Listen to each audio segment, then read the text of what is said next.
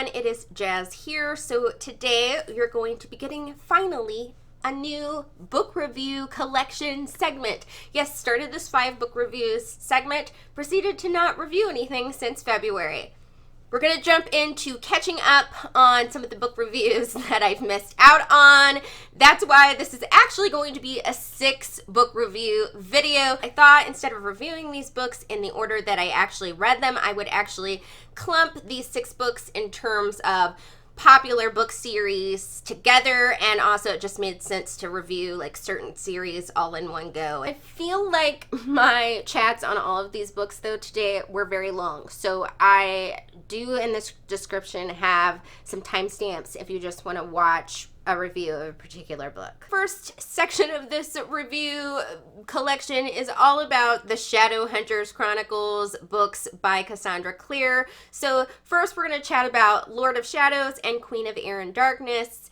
These are the second and third book in the Dark Artifices series. I can't summarize these too much without being a spoiler of spoiliness. So basically, these books do center around, for the most part, Emma Carstairs as well as Julian Blackthorne, which were characters introduced at the end of Mortal Instruments, but they also concern pretty much every character that's ever been introduced in terms of the Shadowhunter world. I have to say, first of all, you must check out the audiobooks of these two because they are particularly well done. They are read by James Marsters, who was Spike on Buffy, if you don't know who that actor is, and he does an excellent job reading them. I almost want most audiobooks I listen to be read by this man. He just does some really nice voices, and his narrator voice is really just soothing yet exciting at the same time. As for the books themselves, I definitely think I liked 2 and 3 way more than I liked book 1. Book 1, Lady Midnight, still got 4 stars. I still really liked it, but I think the pacing in book 2 and book 3 is just a little bit better, and that worked for me a little bit more in terms of things. I think book 2 has the best pacing, which is why I think it might be the favorite for me out of the trilogy. But book 3 was still pretty good. I do think book 3 is maybe a little overly long, and there were some scenes in book 3 that I don't think were necessarily needed to propel the plot, but I wasn't bored with them. A few things in particular that I loved about books 2 and 3, as well I would say as book 1, which is that it definitely has a family and chosen family sort of focus, and I really like that in a book. It's a theme that I really enjoy. In addition, I really love the characters in this trilogy. They had really good backstories and they really drove the plot, and you know I love a character-driven plot. Excitement. Another cool thing is that book 3 is very much sort of like the Avengers Endgame of Shadowhunters-ness, which is part of why it is a longer book, and there are just lots of cameos and events that include a lot of the other characters from previous series, so it's just really fun to see them again and see how they've grown and changed and things like that. Another thing that I've particularly enjoyed about this trilogy is that it is focused on the fairy world aspect of the Shadowhunters world and how that world building expanded in terms of that. Note on the second book, this is a book character-wise and plot-wise that left me at the end like this. Like, I couldn't believe it ended the way it ended, and I was so, like, shocked and emotionally invested. I don't really know how to say this, but the steamier moments in these books are not really for me. I don't want to say that they're steamy because they're obviously not, like, explicit because it's YA. But, you know, they're definitely, like, alluding to sexy times, I guess. And they're not really my favorite moment, and there's like a lot of them. Now, this isn't totally just this book. Like, I would say that about any book. I'm more of an action person. My romance, I tend to like in a classic book novel way. So I don't like a lot of kissy kiss in my books, and sometimes I'm willing to overlook it. And in this case, it wasn't my favorite because there was just seemed like there was a lot of it, and I'm like, let's get to the fighting part, okay? In terms of rating, I gave book 2 originally a 5-star rating, but I think after the fact, it's probably more of a 4.75 rating, and then I gave book 3 a 4.5 star rating. Now let's chat about Chain of Gold. So this is the first book in what is going to be called the Last Hours trilogy. Chain of Gold basically centers around the children and relatives related to the Infernal Devices series. During the interim between these two series, there has been a slowing down, if you will, in terms of the demon activity for the shadow hunters, and so they haven't had to be as on their guard as usual, but insanity ensues when demons attack and they basically trigger a disease that is killing shadow hunters, and the main characters have to figure out how to solve that problem. I have to admit that while I didn't give this an extremely low rating, I was a little disappointed by it. It is kind of a shame when everyone seems really, really invested in something and you just can't get there in terms of just how you felt about a book. So, first of all, with Chain of Gold, I think it, in a good way, has a really wonderful writing style and a really wonderful use of prose. It's probably the best prose Cassandra Clare has ever done, and she also did away with some of the things about her writing that aren't my favorite, which are reiterating world building that we already knew and describing people's eyes all the time and things like that. So I really enjoyed that she got rid of all the little filler moments that are sometimes in her books. And I also think just in terms of style, it had a very classic book influenced writing style that I really, really enjoyed. And that makes sense because it is very much influenced by classic novels. I think she said the title comes from a Charles Dickens novel. I haven't read a ton of Charles Dickens novels, but I know the plots of them enough to see a lot of the influences that were put into the story, and I thought that was a really interesting aspect to it. Sometimes it works. Sometimes I feel like it doesn't work as well as she wanted to, but I at least got what the goal was, and that I appreciated. I was real bored with a lot of this book until maybe the last 40% of it, maybe 30% of it. This is because of two reasons. I think mainly for me personally, it was the fact that I wasn't quite that invested with the characters. I liked a couple more than others, but for the most part, they were just likable. I didn't really care that much about them. The main reason why I enjoy Shadowhunters novels is the characters. I get really invested and fall in love with them and really care if they live or die and like cry about them sometimes. And I just don't see that happening with this series. Two of the reasons for this, I think, are entirely my fault and not necessarily totally the fault of the author. First of all, I just couldn't keep track of who was connected to who, since these are, for the most part, relatives or children of the characters from Infernal Devices. I couldn't remember whose child was what, who was whose brother, who was whose friend, who was whose cousin.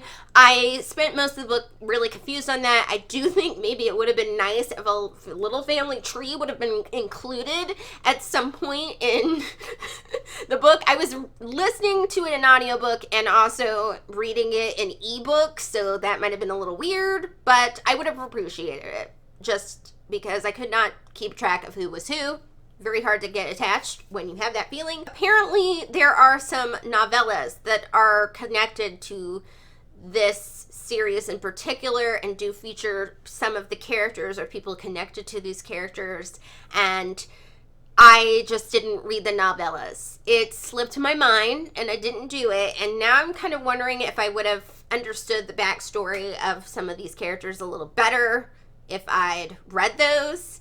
Let me know in the comments if that's the case, because I think maybe it would have helped a little. I do, however, think because this is the main series that maybe Cassandra Clare could have inserted some things about these characters that were not in the novellas that gave us a little bit more of that connection that I was looking for. On top of all this, I think there's a real plot imbalance just in general throughout this story in a couple of ways. One is that I feel like it doesn't quite know what it is, and it doesn't quite put things in a way that makes everything flow. And by this I mean it's a sort of classic romance story, but it's also a mystery in terms of what they're trying to do with the Shadowhunters, and some of the action is in there, but I don't think it's very action heavy, this one.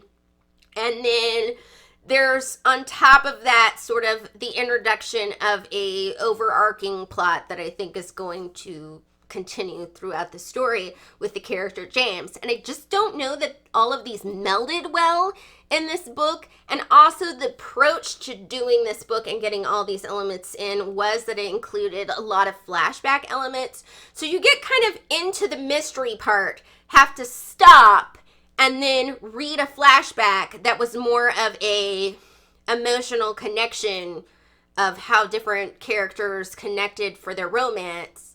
And then it would like slow up and it'd be like stop and start a little bit. And I think that's one reason why I was kind of bored. Also, the reveals in this were super predictable, so that didn't help. Like I said, I did listen to part of Chain of Gold in audiobook, and the audiobook is pretty good. It's not my favorite audiobook, but it's also not my favorite audiobook. This book was very hard to rate because I liked it better than some books that I've given 3 or 3.5 stars. Do think it had some elements that were for me, so it's better than okay. But it definitely was not a 4-star read for me because I was kind of disappointed in it. So I ended up giving this a 3.75 rating. I know it's a weird rating. I think if you've already invested a lot into reading the Shadowhunters books, it's worth checking out and seeing if it's for you. It was almost for me. It just missed it a little bit. But I definitely am interested in seeing where the story goes, because I'm interested in at least 2 of the characters and seeing where they go. So there's that. Moving on from Shadowhuntersness, I have Casino Royale by Ian Fleming. This is the first book in the James Bond series. It obviously centers around the spy 007 James Bond, and he is assigned to basically go into this French casino and kind of get the one-up on a Soviet operative. This is another one where I highly recommend the audiobook. It is read by the actor Dan Stevens, and he does an excellent job with the story and all the different types of people in it, so highly recommend that for sure. Now, I do think that you may want to get a physical copy or an ebook of this, though, even though the audiobook is excellent, because the gambling element occasionally lost me. It might not if you're very familiar with games, but I was not. So I did have to read some of that, through with my eyes. And then also, I will say that spy stuff can get rather complex, and sometimes I had to read that stuff over again. This is the first Ian Fleming thing I've ever read. I quite like his writing style, and I like how he adds a bunch of different elements to the plot of this. It has a lot of different things that you wouldn't expect. If you've watched a movie, they're not really surprising because it's actually, the movie is very close to the plot of this. It's short, compact, to the point, get you from A to B really quickly. Also, it's just kind of fun to get into James Bond's mind and see what his thoughts are, because some of them are surprising and not what you think he would be thinking about. And you're like, huh, James Bond, interesting thought, man. I should note that this is not the most feminist novel that ever happened, and it is definitely something that was composed in the 1950s. And you might roll your eyes a little at some of James Bond's comments on women. However, I don't think anyone goes into a James Bond novel and thinks, oh, this is going to have great feminism in it. Didn't bug me that bad because I didn't expect a lot. Pretty fun book. Definitely want to read more of this series and see what goes on with James Bond. So I gave this one 4.5 stars. Next up, let's talk about Children of Time by Adrian Tchaikovsky. This is the first book in a science fiction series. I don't know if it's called the Children of Time series or what. Sorry. It's kind of hard to explain, but in a nutshell, this book takes place from 2 points of view. One is the point of view of these spider-like creatures on a planet, and they were basically developed from this virus that the scientist created, and things didn't go quite as planned. The other point of view is from the last few people of humanity that went into cryosleep, left the destroyed Earth, and they are now trying to find a new location every time they awake from cryosleep to solve their, we don't have a planet and we're on a ship situation. Horrible summary of this book, but we're gonna go with it. You get the idea. The thing about this book is that I do think there is a person out there that is going to like or love this book because it has a lot of wonderful qualities. It's just, it wasn't a book that suited my personal taste very well. So I very much respect Children of Time for what it does, but it's not my type of read. It does have really excellent world building. It does have world building that makes sense for the types of characters that are involved in it, and I really respect the thought that was put into the scientific elements and all those things. It's also a book that really has some interesting discussion topics in it, and it's done in a really different way than a normal story would do, and I really like that it shows and not tells in terms of how it discusses topics about how men and women relate to each other or how different cultures develop. While I enjoyed that to a certain extent, I really didn't enjoy the writing style. I think that the writing style makes sense. It's a very clinical writing style, and I think because, a lot of the characters are alien spider-like beings, and the other half of the characters are people that are crew on a ship, it makes very much sense to have a very clinical scientific writing style. That is just not a writing style that suits me. I like poetical writing styles. This is a very plot-driven story as opposed to a character-driven story, and like I already said, I like a character-driven story a lot more with a few extenuating circumstances. And when it comes to character too, I didn't really enjoy the characters that much. I think they are developed in a way that very much makes sense to humanity and very much makes a comment on humanity, which I thought was very cool, but on the other side, I didn't feel the need to attach myself to any of them. They were just kind of there for me. In this case, I think I genuinely related to one of the spider characters more than I did any of the humans. And honestly, more than I did to any of the spider characters. So I think that's saying something. Add on to this that I listened to this in audiobook, and I wouldn't say the audiobook is my super favoriteest thing ever. Like, it's okay read, but I think because of the clinical writing style, maybe that's why the audiobook didn't do much for me either. Even though I understand what the author was trying to do with this, and I also respect what the author did with this, I still decided to give this book 3 stars, solely because I wasn't super enjoying it, but also because I wasn't invested in reading the rest of the series at all. Last book I'm going to chat about today is Call Down the Hawk by Maggie Stiefvater. This is the first book in the Dreamer trilogy, which is a spin-off trilogy from the Raven Cycle series. So how does one summarize this without spoiling a big plot point? This book carries on the story of the character Ronan from the Raven Cycle series. He has a very particular gift in his life, and basically this book is about learning more about his gift as well as other people that have a similar gift as him, and there are people that are also after people with this particular power. I enjoyed this book, but it's also an experience, is the best way that I can describe Call Down the Hawk. It's very interesting, it's very weird, and it took me a little while to read because I was like, what the heck is happening? Now, first of all, this book is a lot, particularly in terms of the world building. If you thought that the Raven Cycle series had set up the world building and you were good to go for this one, you were not. This world definitely expands considerably in this novel, and it also expands the characters. Pretty much Ronan and his brothers are the only characters that really carry over from the Raven cycle. I mean, Adams shows up occasionally.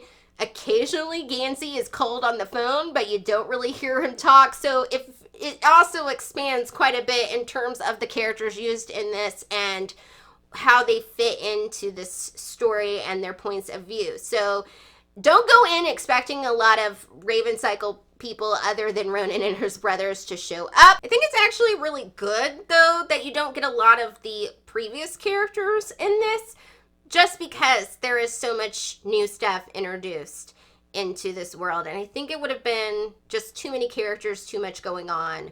And it's kind of good that the book just focuses on what it needs to focus on. The main thing that I loved about this series was the Lynch brothers and just learning more about Ronan and Declan and Matthew and how they have such an interesting dynamic due to their father and how they grew up and all their just little idiosyncrasies and things like that.